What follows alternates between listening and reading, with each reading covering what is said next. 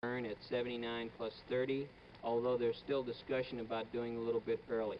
We have considered and are still considering what the possibilities are for dropping the service module, which is a large amount of weight, in order to accomplish a faster return to Earth with the lunar module engine. There are a number of considerations involved in this, not the least of which is the new thermal environment which the command module heat shield would be exposed to. Of course, it has never flown in space like this. It would have never flown in space like this without the service module on, and there is some concern about what would happen to it if we did not have the service module on there.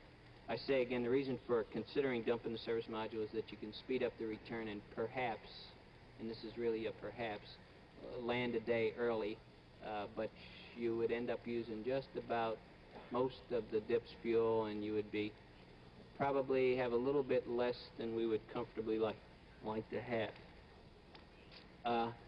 I say that this discussion is still going on. These kind of options are still being entertained, and sometime in the next few hours I expect that we'll decide exactly how we want to do the upcoming burn, and you'll probably hear it on the air-to-ground at the same time I do.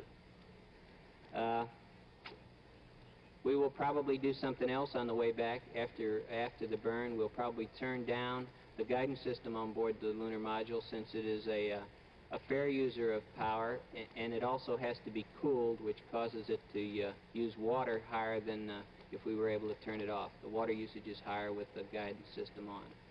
We will probably also consider going to a duty cycle on the communication system in order to again save power in the lunar module, and probably at some point power up the comm on some schedule as opposed to having it up all the time.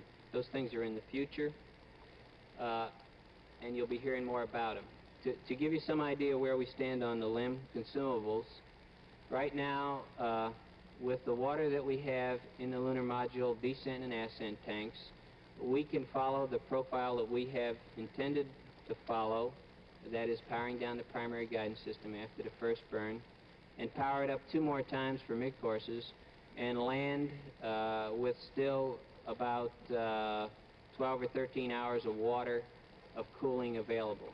So that is beginning to look like we are in reasonable shape there. We are also studying some ways, possibly getting some more water into the cooling system, and we're not sure how those are going to work yet.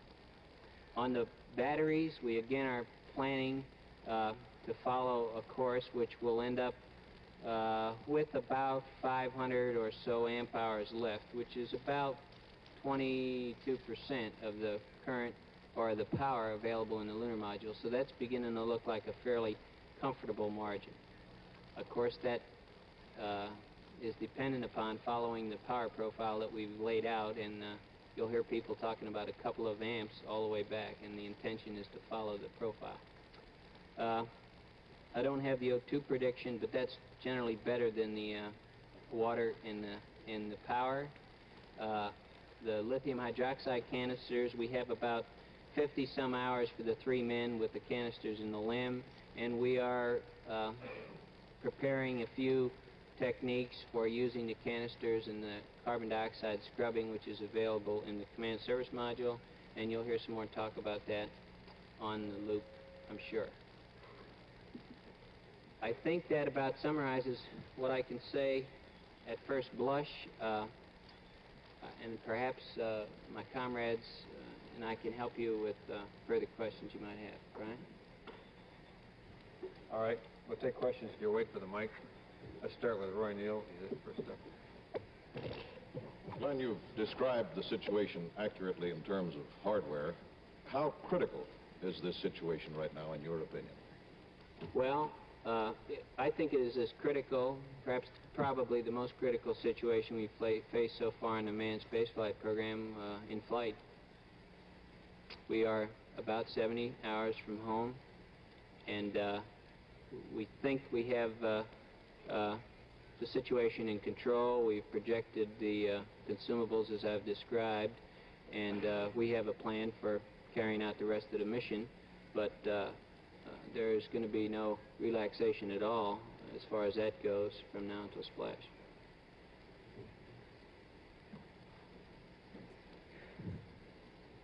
oxygen situation? The oxygen? I didn't bring in numbers. Merlin, can you talk about Yes, oxygen? the oxygen situation, we're, I think, in pretty good shape. We have about 160, or we should have enough to complete O2 requirements for an elapsed time of about 165, 170 hours elapsed. In other words, we could fly that long with the lunar module oxygen. And I should be very careful to point out that we still have the normal command module oxygen supplies intact in the command module. Those are used for entry and post-entry work. Henry Simmons. I gather that what was the most critical single thing that had to be done last night? Was it getting that reference platform set up on the LEM before the collapse of the command and service module power?